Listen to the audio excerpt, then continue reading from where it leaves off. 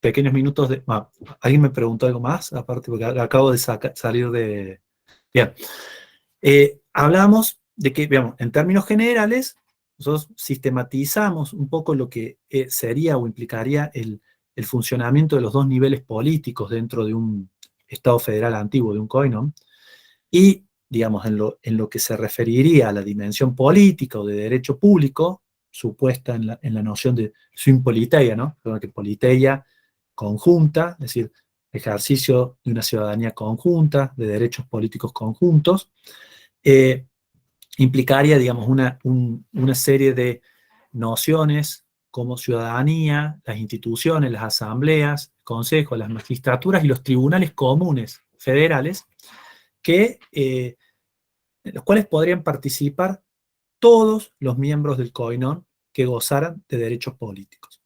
Pero paralelo a eso, seguiría existiendo una vida política a nivel local, ¿bien? Es decir, todo lo que estaría implicado por la noción de politeia local, sobre la cual Chiara Lassagni ha sido bastante enfática, es decir, que el rasgo distintivo de la relación entre una polis incluida en un koinon y el koinon sería en que la polis incluida sigue preservando una politeia propia, ¿no? Es decir, sigue preservando una noción de ciudadanía propia y sigue preservando instituciones como son las asambleas, las magistraturas, los consejos, pero desprovisto de una política exterior, ¿no? Que eso sería el gran recorte de soberanía, entre comillas, que estas polis o estados que forman parte de un estado federal, de un koinon, tendrían que experimentar, ¿no? Bien. Ahí me parece que hubo... Ahí admití a alguien más. Entonces, bueno, vemos básicamente entonces cómo funcionan esos dos niveles. Y les decía que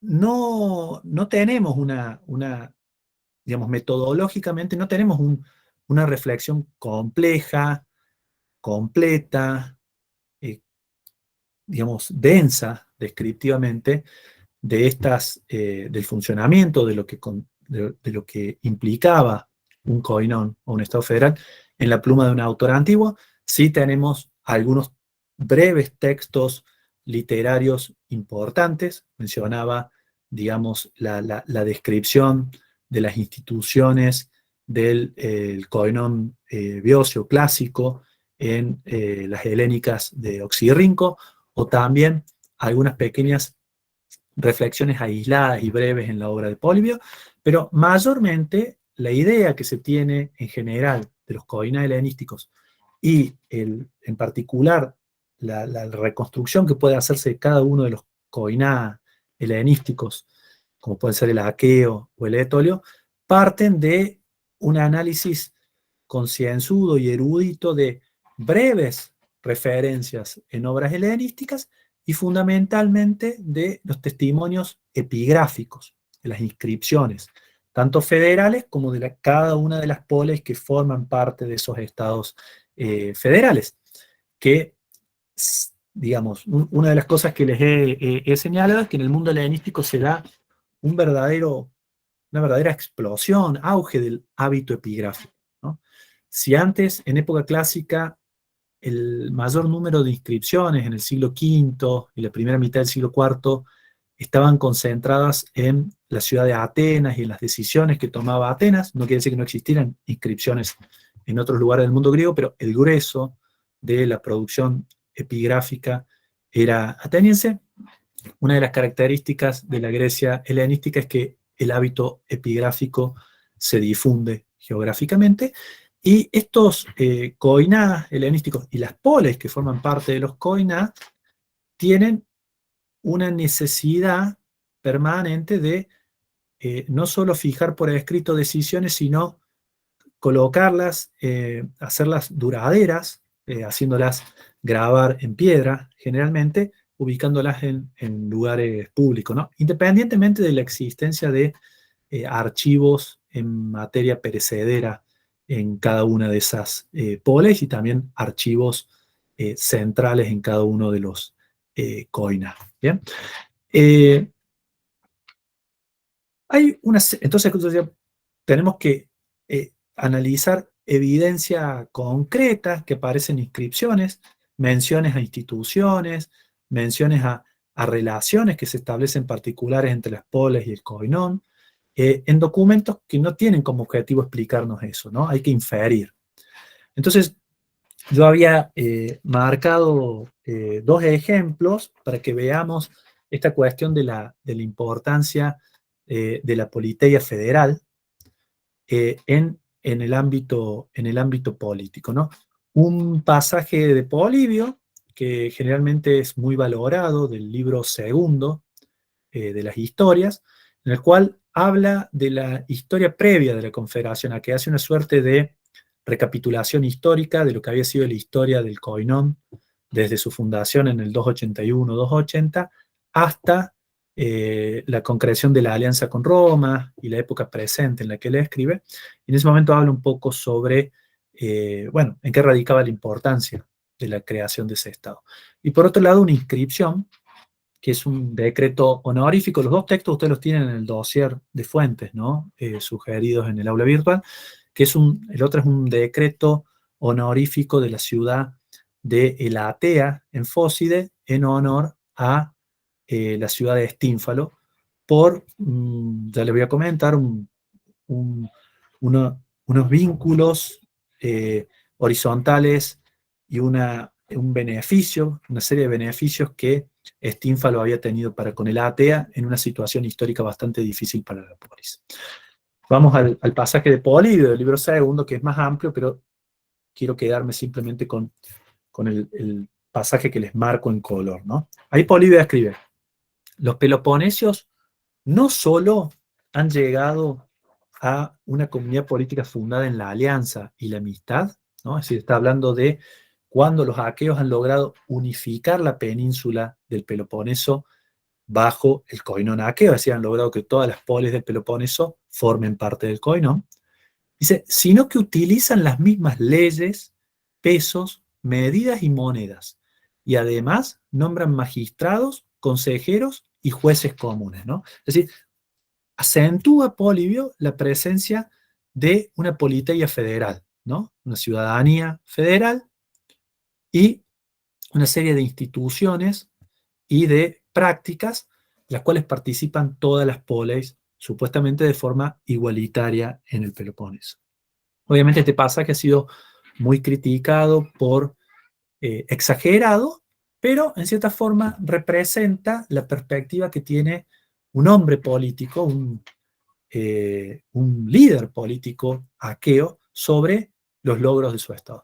Y a mí siempre me llama muchísimo la atención cómo continúa este pasaje, que yo no se los marqué, pero se los leo. Dice, en suma, dice Polibio, solo falta una cosa para que todo el Peloponeso no tenga la organización de una sola ciudad, de una polis, que sus habitantes no se ven circundados por una sola muralla. Es decir, para Polibio, el grado de integración política que han adquirido todas las polis del Peloponeso, posiblemente más de 80, es igual al grado de integración que tiene una polis individual, ¿no? Es decir, todos son ciudadanos de la misma entidad política.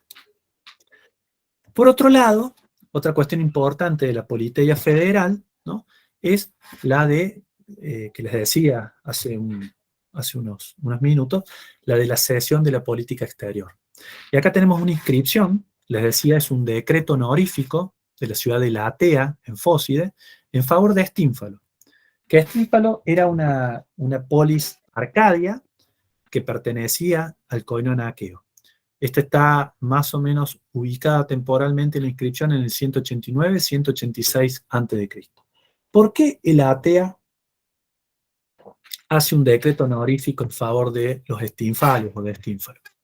Bueno, porque durante el Atea formaba parte del coinón etolio, y durante la guerra contra Roma, digamos, la guerra de Roma contra los etolios y Antíoco III, el Atea fue capturada y probablemente quedó, perdón, en realidad durante la Segunda Guerra Macedónica, es decir, durante la guerra entre Filipo V y los etolios, contra los etolios y los romanos capturaron el Atea y la cedieron a los etolios. En ese momento los etolios habrían despoblado, habrían expulsado a los habitantes de la Atea, que habían buscado refugio en el Peloponeso. Eso fue en el año probablemente cercano al año 197, 196 a.C. Buscaron refugio en el Peloponeso, en Estínfalo, una ciudad con la cual, al parecer, tenían vínculos de parentesco ficticio, ¿no? Fueron recibidos por los estinfalios, que los hicieron ciudadanos locales, repartieron tierras entre ellos para que pudieran vivir. Y en el año posterior, al año 189, cuando dice Manio Acilio Labrión, estaba de campaña contra los etolios, en la guerra contra Antíoco III, los etolios eran aliados de Antíoco III y ahora eran enemigos de Roma, vieron la oportunidad quizá de poder regresar a su ciudad, porque los etolios se habían rendido en el año 189 y el Atea estaba bajo control romano. Entonces, ¿qué pasa? Se dirigen los estinfalios, los elateos, a los estinfalios para solicitarles que intercedan por ellos ante las autoridades federales aqueas, para que los aqueos manden una embajada a Manio Acilio Gabrio. ¿Por qué no mandan la embajada a los estinfalios?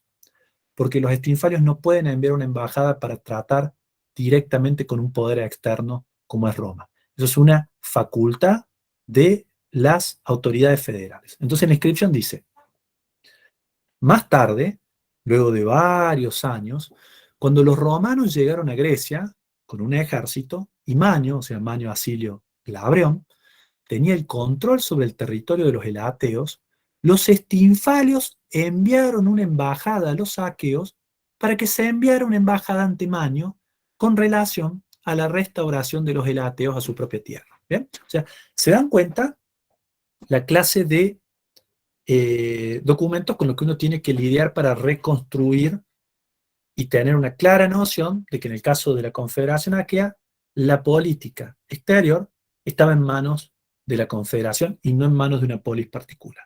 ¿Bien? En segundo término, y acá este ya es otro cuadro distinto que tiene que ver con la dimensión civil o del derecho privado, es decir, todos aquellos derechos más allá de los derechos políticos de participar en las asambleas, de elegir y de ser elegido. Para las magistraturas, ser representado o representar. Hay una doble realidad, aquella que ocurre en la politeia federal de nuevo y aquella que ocurre en la politeia local. Y acá hay algo que subrayar.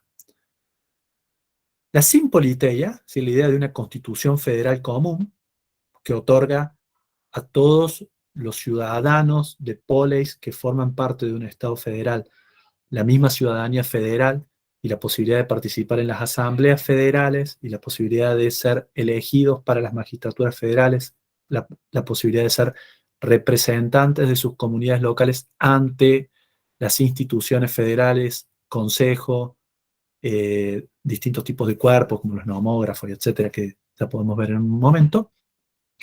Esa simpoliteia no equivale necesariamente a la isopoliteia, que es otra noción importante.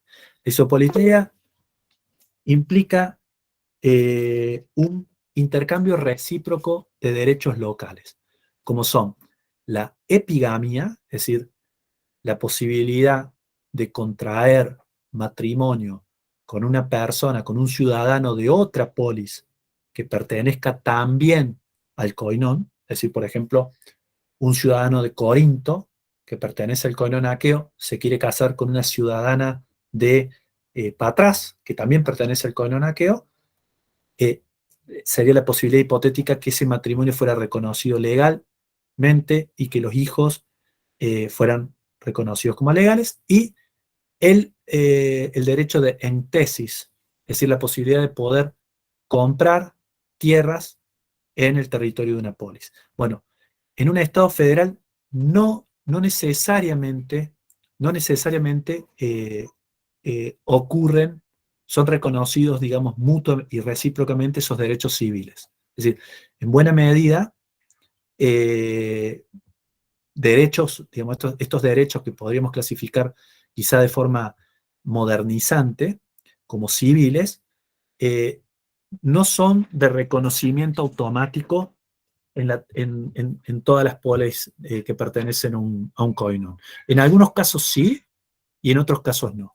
Entonces, por ejemplo, me gustaría ver un ejemplo clásico, que es el del discurso de Clígenes de Acanto, en el siglo IV a.C., es un embajador de la península de Calcídica que viaja a Esparta para hablar sobre el crecimiento que está experimentando la Liga Calcídica, que es, bueno, un poder importante en el norte de Grecia, y trata de convencer a los espartanos de ir a la guerra contra la Liga Calcídica, porque mostrarles el riesgo que implica, ¿no?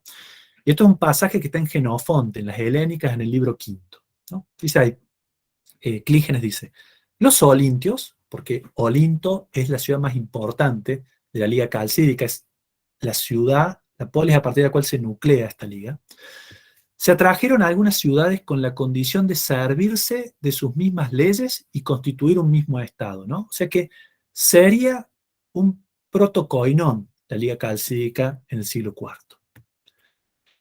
Y luego agrega, son tres pasajes distintos, ¿no? Pero en el mismo discurso de Clígenes de Acanto, dice que nosotros, es decir, los acantios, lacedemonios, o sea, dirigiéndose a los lacedemonios, queremos servirnos de las leyes patrias y ser ciudadanos independientes. El término que utiliza es autopolitai. Mas no tendremos más remedio que estar con ellos, con los olintios, si nadie nos ayuda. Es decir, ellos no quieren pasar a formar parte de ese koinon, quieren mantenerse como una polis autónoma. Pero lo interesante desde el punto de vista de los derechos civiles es lo que viene a continuación. Dice, es preciso que vosotros sepáis, además, lo siguiente, que el poder que hemos dicho, aunque es grande, aún no es imposible de vencer, pues las ciudades que participan a disgusto de un régimen común, si ven otra alternativa, se separan pronto. Y acá quiero que presten atención.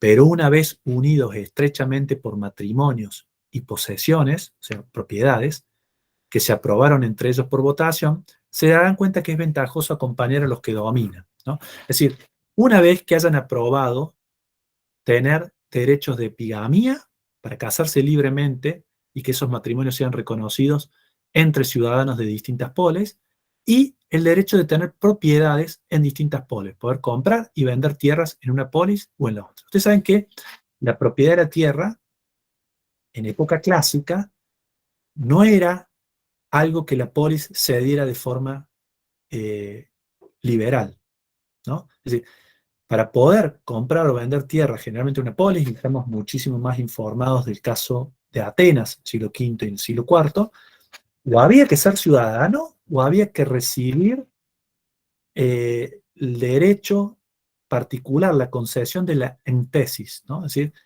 este término que utilizaba hace un momento, epigamia, ahí abajo del cuadro, epigamia o entesis. Entesis es la facultad, el derecho para poder comprar y vender tierra a nivel local. En época helenística se llegó Profe, a... ¿Alguien tiene disculpe la prendido el molestia. micrófono? Eh, Sí. es que no Sí. se ve la pantalla desde que hemos vuelto. Por eso le Ahí. había... Oh, un segundo.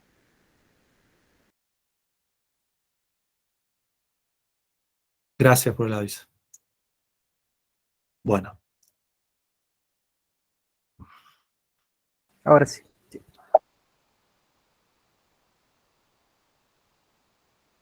bueno, entonces, digamos, la, la, la, la dimensión de la relación entre estos dos niveles políticos del koinón y de las polis o los comaes o cualquier tipo de realidad local que quedara incluida dentro de un koinón, podía implicar también compartir derechos, una dimensión civil o de derecho privado, ¿no? Bueno, no es necesaria. Es decir, la cuestión de los derechos políticos conjuntos, sí, Está aprobado en todos los estados federales. En cambio, el disfrute de ciertos derechos civiles que conformarían, grosso modo, la isopoliteia, es decir, el intercambio recíproco de derechos locales, es decir, que ciudadanos de una polis que forma parte de un coinón disfruten de los mismos derechos si se trasladan a vivir o temporalmente van a otra polis que también forma del coinón. Bueno, no necesariamente hay un intercambio recíproco. Es decir, no necesariamente ese individuo puede, por ejemplo, casarse con una ciudadana de otra polis, por más que los dos tengan la ciudadanía federal. No necesariamente puede ser así.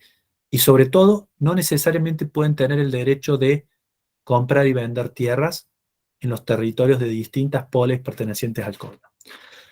En el caso que mencionaba de Clígenes de Acanto y la Liga Calcídica en el siglo V, acá en el tercero de los pasajes, bueno, parece que es claro que había una cierta política de integración de las ciudades calcídicas dentro del Estado federal que lideraba Olinto, porque advierte Clígenes a los espartanos que es un riesgo que los ciudadanos de las distintas polis que forman parte de ese Estado federal lleguen a acostumbrarse y a estrechar lazos a través de los matrimonios y las propiedades conjuntas que han votado, es decir, la posibilidad de tener esos derechos civiles de isopoliteia.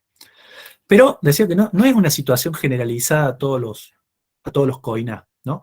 Y tenemos un ejemplo que es un dossier, usted lo tiene en las fuentes también, en la traducción en el aula virtual, que es un dossier de correspondencia entre Filipo V de Macedonia, rey Antigónida, y la ciudad de Larisa. La ciudad de Larisa es una de las polis más importantes de Tesalia, y sabemos que Tesalia, pese a que tenía una posición subordinada con respecto al reino de Macedonia en el siglo III a.C., este dossier epigráfico, compuesto por un epigrama, un diagrama, es decir, una, una carta, sí, un documento emanado de la Cancillería Real de Filipo V, enviado a Larisa, la respuesta de Larisa a través de un decreto cívico,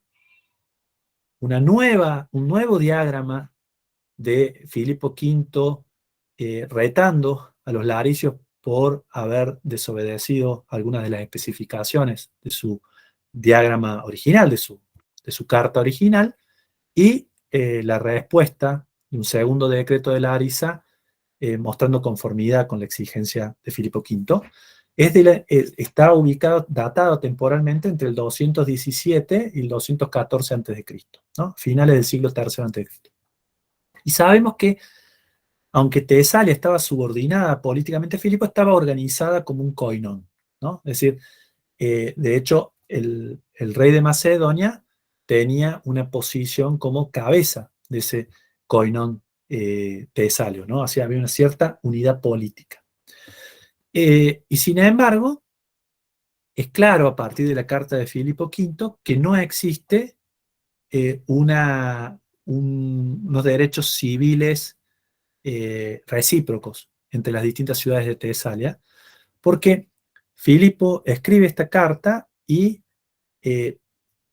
digamos, como una forma de mejorar la demografía de la ciudad, que dice que tiene varias tierras que no están siendo cultivadas, que tiene escasez demográfica y que le parece conveniente que se trabajen mejor, dice el rey Filipo a los Tagoi, que son los magistrados, y a la ciudad de magistrados tesalios, y a la ciudad de Larisa, saludos. Petreo, Anancipo y Aristino, que son embajadores tesalios enviados ante Filipo V, cuando vinieron con su embajada, me declararon que, debido a las guerras, su ciudad necesitaba más habitantes. Posiblemente esto esté enmarcado en lo que fue el momento final y los años siguientes a la guerra social, la guerra del 220-217 a.C. entre los etolios y la Liga Helénica, liderada por Filipo V. Los etolios varias veces invadieron territorio tesalio y llevaron a cabo devastaciones bastante importantes. Y dice Filipo, agrega, hasta que yo piense en otros que sean merecedores de su ciudadanía, es decir, la ciudadanía de Larisa, por la presente, ordeno que ustedes aprueben un decreto para otorgar la ciudadanía a los tesalios o a otros griegos que sean residentes en vuestra ciudad, ¿no? Y llama la atención que justamente aluda a que hay tesalios, o sea, que pertenecen al koinón de los tesalios, que están viviendo en Larisa, pero que no tienen posibilidad de recibir la ciudadanía y por ende adquirir tierras, ¿no? Entonces, agrega, eh, agrega Filipo finalmente, dice, bueno, cuando esto haya sido realizado y todos mantengan, segundo, y todos mantengan, y todos se mantengan unidos debido a los favores recibidos, estoy seguro de que muchos otros beneficios resultarán para mí y para la ciudad. Y la tierra será cultivada de forma más completa. ¿Bien? Pero les decía que Larisa contesta la ciudad de Larisa, todo esto es un dossier, es decir, la ciudad de Larisa hizo publicar los dos diagrámatas del rey Filipo V con los dos sefismatas, los dos decretos de la ciudad de Larisa. No pongo el dossier entero, ustedes lo tienen en la bibliografía, pero la respuesta de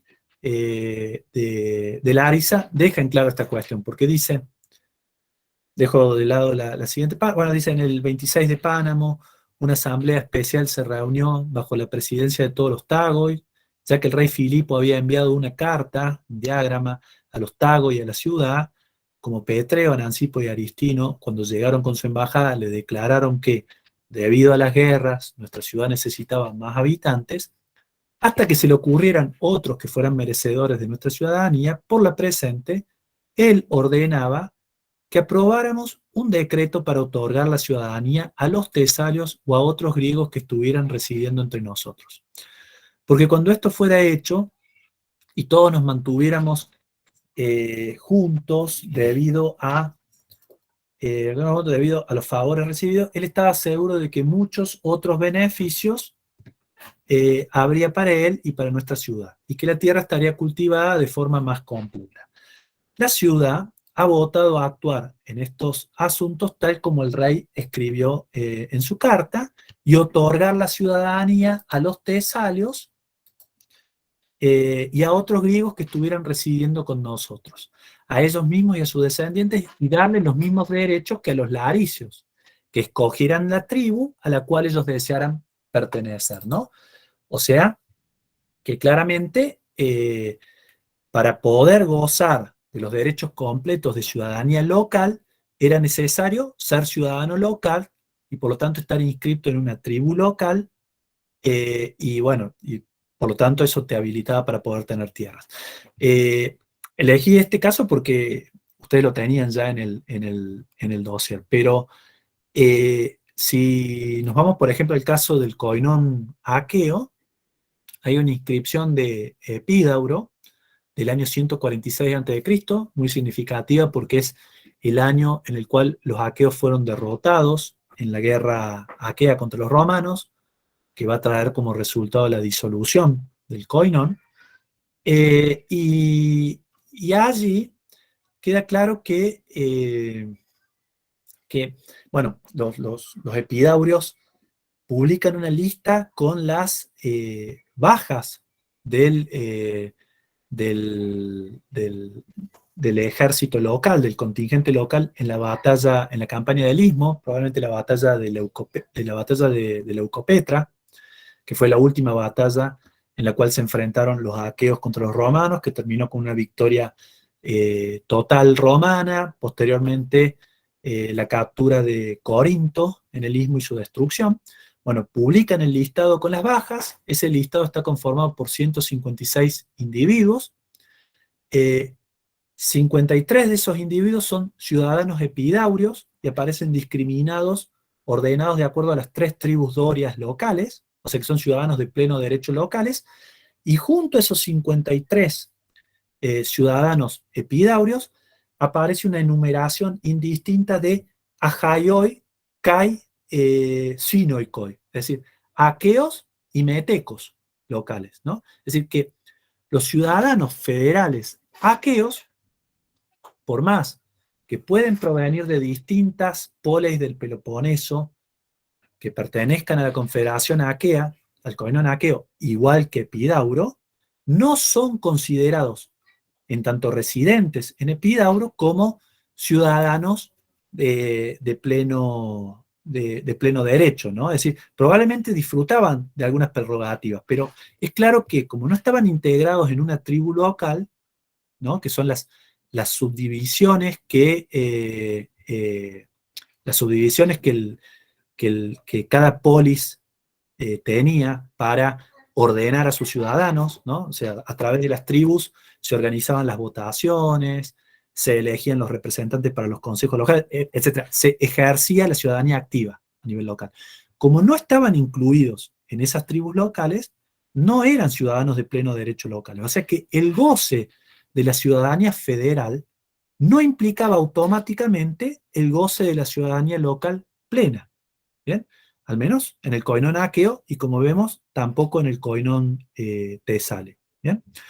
Eh, Esto, por supuesto, ha tenido connotaciones y discusiones grandes en la teoría sobre el federalismo en el mundo griego. Pero me parece que sería bueno que ustedes retengan esas dos nociones generales, que la simpoliteia, en tanto eh, idea de ciudadanía, de instituciones y de constitución federal, son compartidas. Es decir, todos los ciudadanos de poleis o de distritos o de aldeas que forman parte del Coinón tienen derecho a participar en las instituciones comunes, en la asamblea, en ser elegidos, etcétera, con las limitaciones que en cada una de los COINA puedan tener para ejercer determinado tipo de magistraturas, por ejemplo.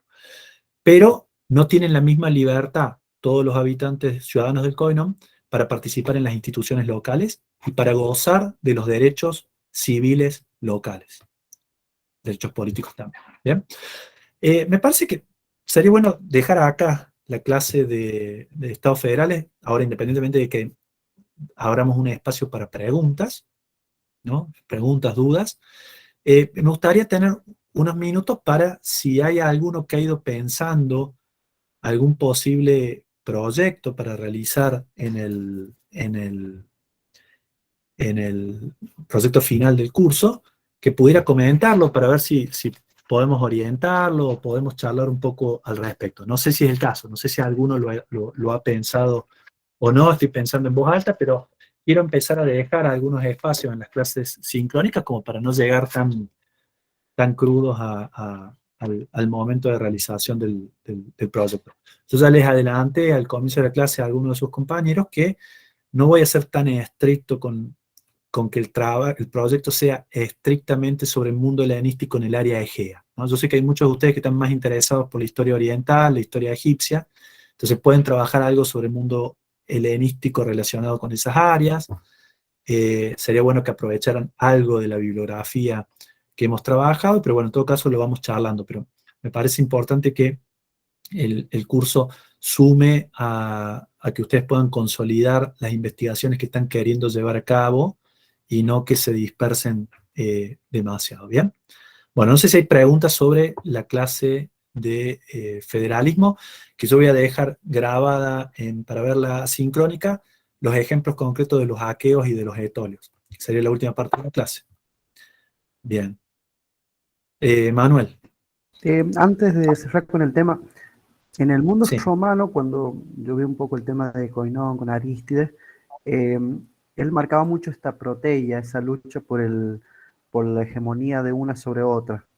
En este periodo eso ya se nota, la tecnología sí. eh, claramente, o está esa idea de concilia, porque ¿cuál es el tema? Que después el mundo romano trata de homogeneizar, de tratar de que no se note esto, de que no haya un levantamiento una contra otra, Ujú. pero en este otro contexto donde por ahí se tiene un poco más de libertad, ¿cómo jugaron estos términos?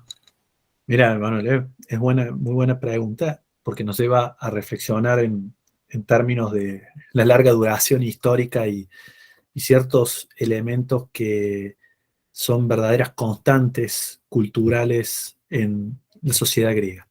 Ernst Curtius, historiador, arqueólogo alemán del siglo XIX, que conocido porque fue el que llevó a cabo una de las primeras grandes expediciones arqueológicas modernas en el santuario de Olimpia, ¿no? En el Peloponeso.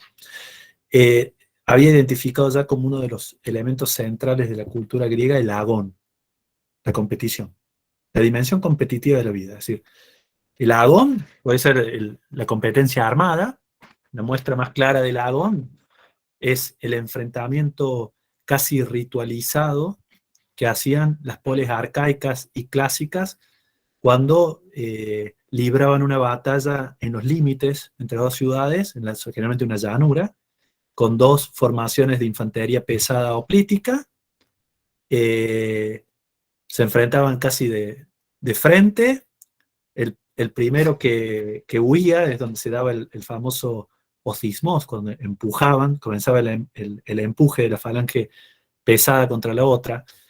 En el momento, en el lugar mismo en el cual la falange enemiga empezó a ceder y huyó, ahí se elevaba un trofeo de madera, en material perecedero, que simbolizaba la victoria de una comunidad sobre la otra. O sea, se dejaba un memorial perecedero, la idea de que fuera perecedero, para que no hubiera un rencor eterno, pero que mostraba que esa comunidad había sido superior a la otra en el combate.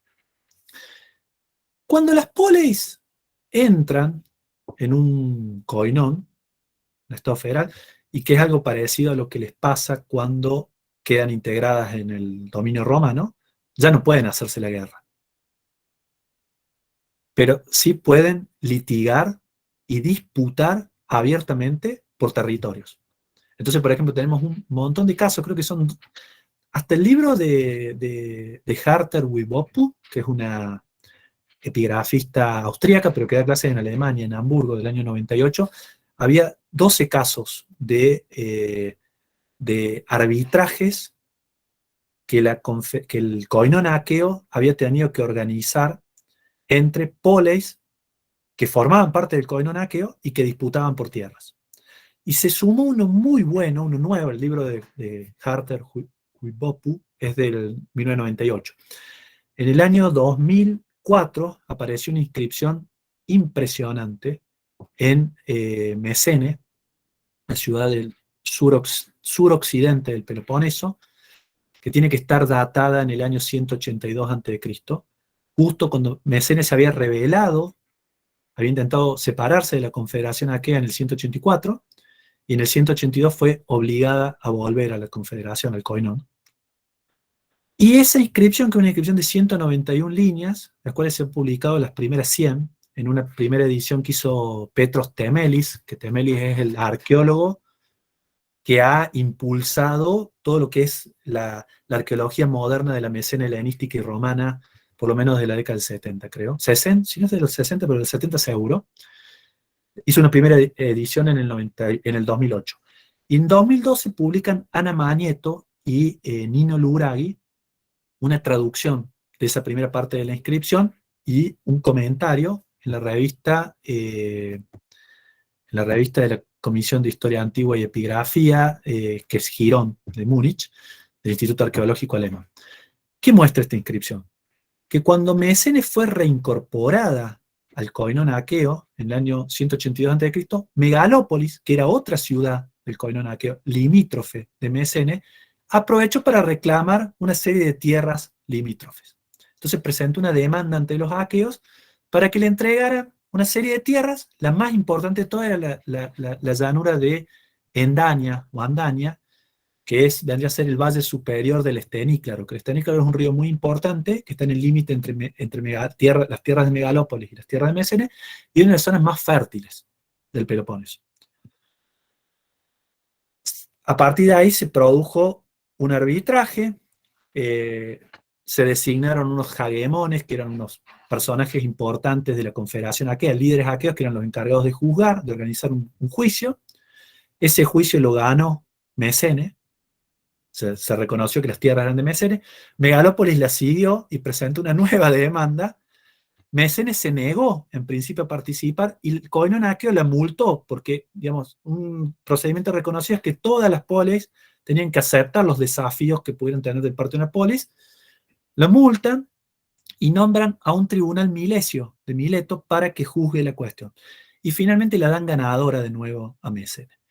¿Qué es lo interesante de todo esto? Bueno, que sigue habiendo disputas, ya no se pueden hacer la guerra, pero pueden recurrir a las instituciones del Koinon, pueden recurrir a arbitrajes externos para adjudicarse o no tierras, pero lo interesante de esto es que Mesene, nosotros conocemos toda esta historia porque como Mesene ganó, mandó a grabar, la asamblea mesenia, mandó a grabar públicamente una inscripción monumental en el lugar más visible posible de la ciudad, y termina la inscripción, por lo menos la parte que nosotros tenemos publicada, faltan todavía 91 líneas, que como me contó Felipe Sosa Larraín, que es un joven muy talentoso doctorando en Harvard, que trabajó, hizo su tesis de maestría sobre esta cuestión esta disputa de Mesene y esta inscripción. Esa segunda parte de la inscripción está tapada con una lona, porque Temelis se peleó con Gerhard Thur, que es un austríaco, y se peleó también con Christian Habit, que es el que publica la traducción porque le compartió el documento a Gerhard Thur sin permiso. No la publicó y se la tiene prometida a un discípulo, pero mientras tanto no la publica. Entonces está guardada ahí hace ya 20 años, 18 años, no se publica, pero probablemente hay información importantísima. Bueno, pero el final de esas primeras 100 líneas termina diciendo, para que quede un memorial de que los mesenios derrotamos a los megalopolitanos. O sea, de la victoria de la Nike, de la victoria de los mesenios sobre los megalopolitanos. Ya no les podemos ganar en la guerra. No los podemos derrotar y erigir un trofeo. Pero podemos derrotarlos en un arbitraje y podemos erigir un memorial de que los derrotamos en ese arbitraje.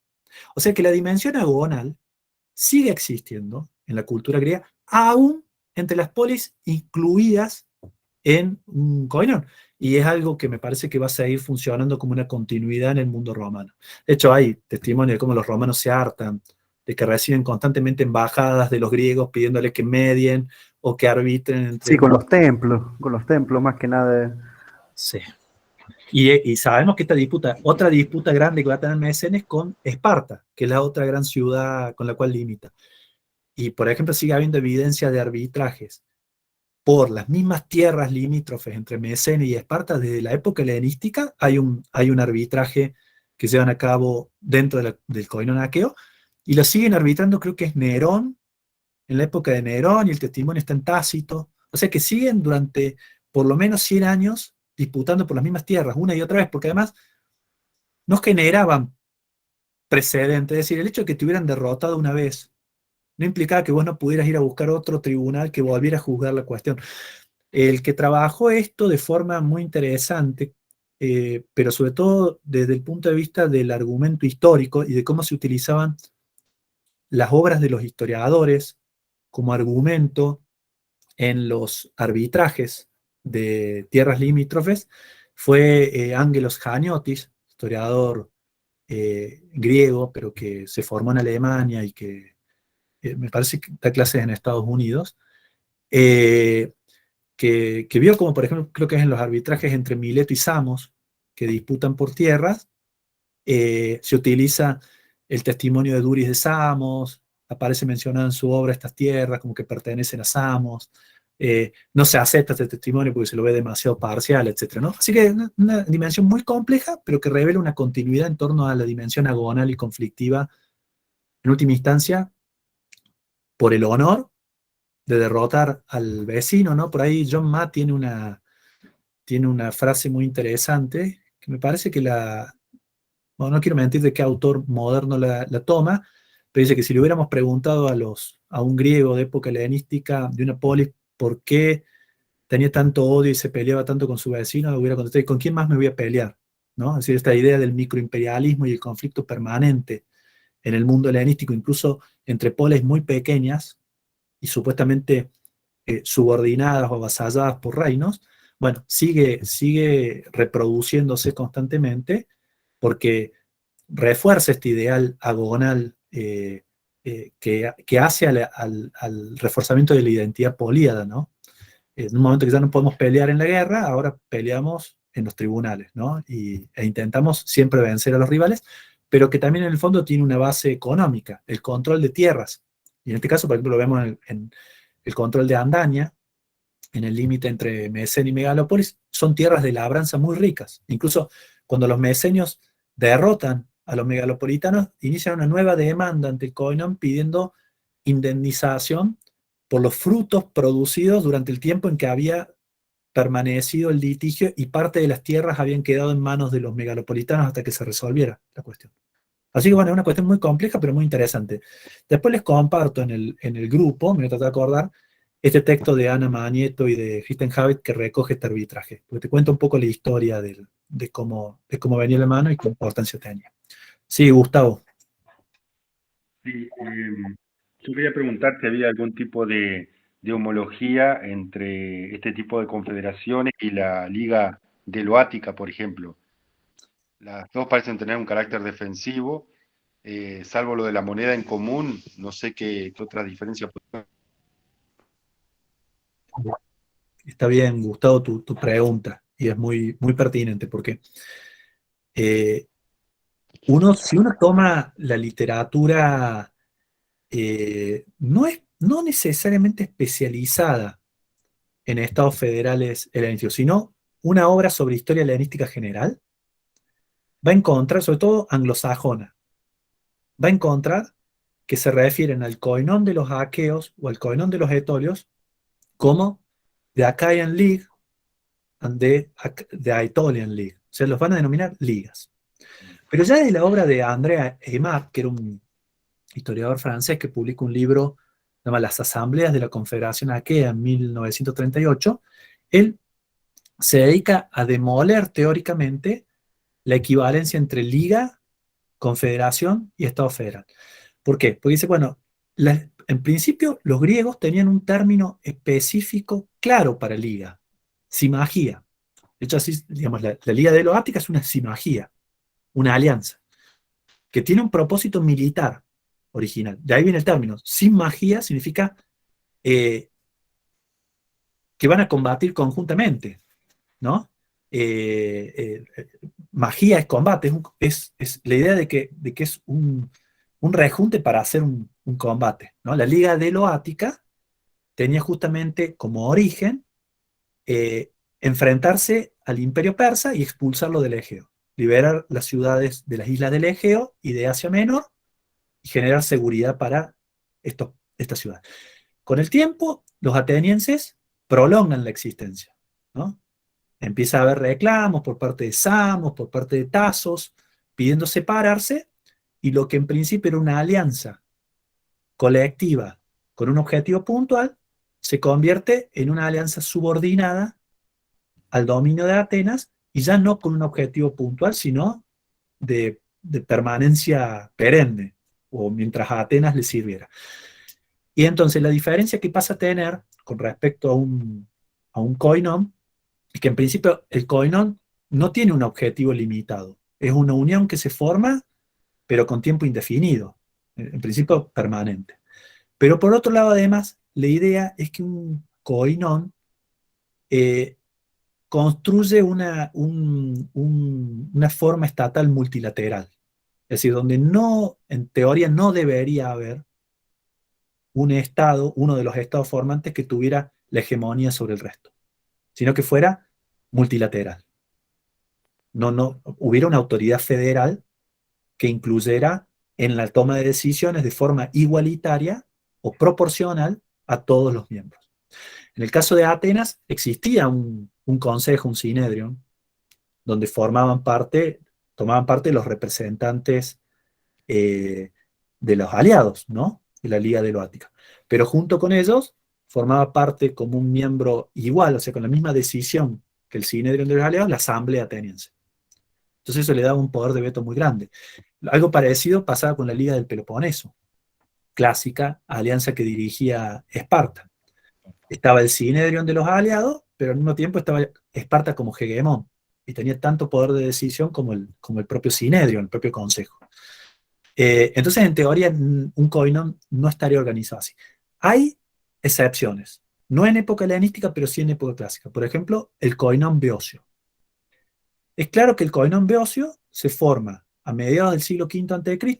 para responder a la agresión ateniense, y en principio era un estado multilateral, con la idea de que todos los miembros enviaban representantes y tomaban las decisiones de forma conjunta. Pero poco a poco hubo una polis que era mucho más poderosa que el resto, mucho más, casi tan poderosa como todos los otros juntos, que empezó a tener mucho más poder de decisión y empezó a utilizar el koinon casi como si fuera una liga subordinada, que fue Tebas. Justamente empezó a utilizar el koinon beocio como un instrumento de poder. Pero en principio, tanto el koinon etolio como el koinon aqueo fueron estados de toma de decisión multilateral que integraban de forma igualitaria a sus miembros. Por supuesto, había miembros que tenían más influencia y poder que otros. Por ejemplo, uno no puede negar que en el koinon aqueo, Megalópolis tenía mucha injerencia. Pero así todo, siendo poderosa e importante Megalópolis, no logró imponer sus deseos en la disputa con Mesene. Y eso que Mesene era una polis que acababa de ser derrotada, le habían ejecutado a todos los líderes de la rebelión, le habían colocado una guarnición aquea en la ciudad, en el Itome, que era la acrópolis fortificada, y aún así los aqueos se comportaron de forma ecuánime e intentaron resolver equitativamente la situación. No es que siempre se comportara así el koinon aqueo. Yo les voy a tratar algunos casos donde hay un poco de coerción y de injerencia unilateral, pero son las excepciones más que la regla. Gracias. Una última pregunta, muy cortita. Sí. ¿Había algún tipo de membresía para los miembros de estas confederaciones, como el caso de la Liga de Loática, o solamente era una asociación política? ¿Membresía en qué sentido? Una contribución Ah, de las polis miembros. sí, había, digamos, había una base tributaria. Estamos muy mal informados sobre cómo se recaudaban esos impuestos.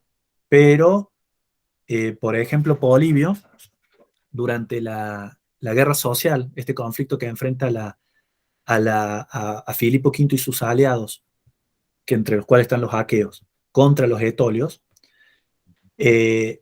Polibio cuenta que en la zona occidental de Acaya estaba sometida permanentemente a ataques desde la frontera de Élide, y las autoridades federales no reaccionaban de forma adecuada para defender ese territorio. Entonces las 4 poleis aqueas de Acaya, que estaban en ese distrito que estaba atacado permanentemente, se hartaron, dice Polibio, y decidieron dejar de contribuir con las eforá, con los impuestos a la causa federal, y utilizar ese dinero para reclutar un ejército mercenario propio para defender la frontera.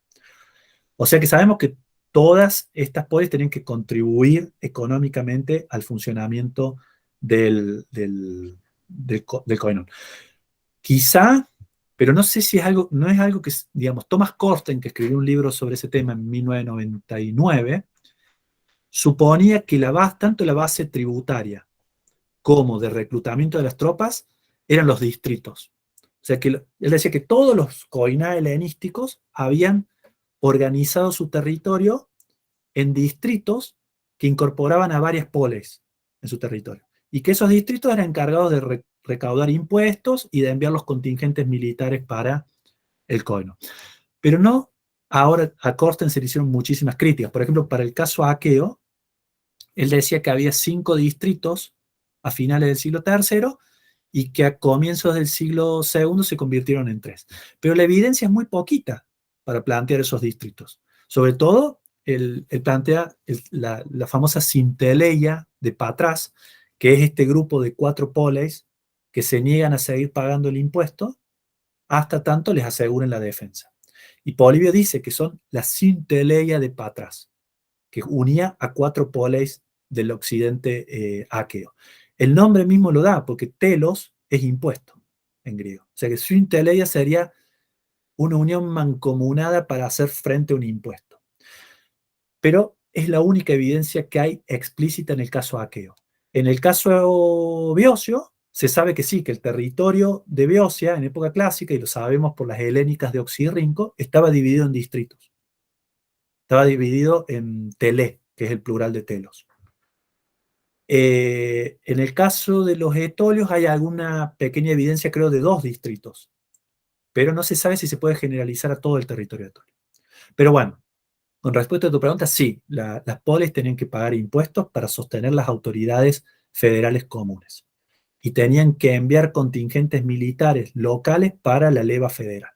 Digamos, era parte, digamos, de la cooperación multilateral que implicaba el Estado federal. Es decir, no había un solo miembro que se hiciera cargo de la defensa, como el caso de Atenas, que es justamente lo que Atenas intenta hacer en el siglo V, que los aliados dejen de contribuir con soldados y con barcos y que contribuyan con tributo.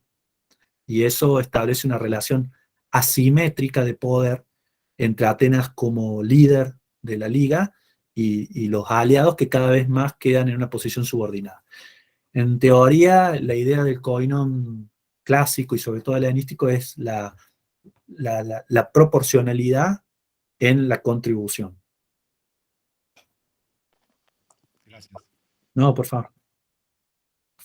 Bueno, no sé si hay alguna otra pregunta, algún comentario. Bueno, cierro la grabación para no olvidarme. Vamos a hacer esto.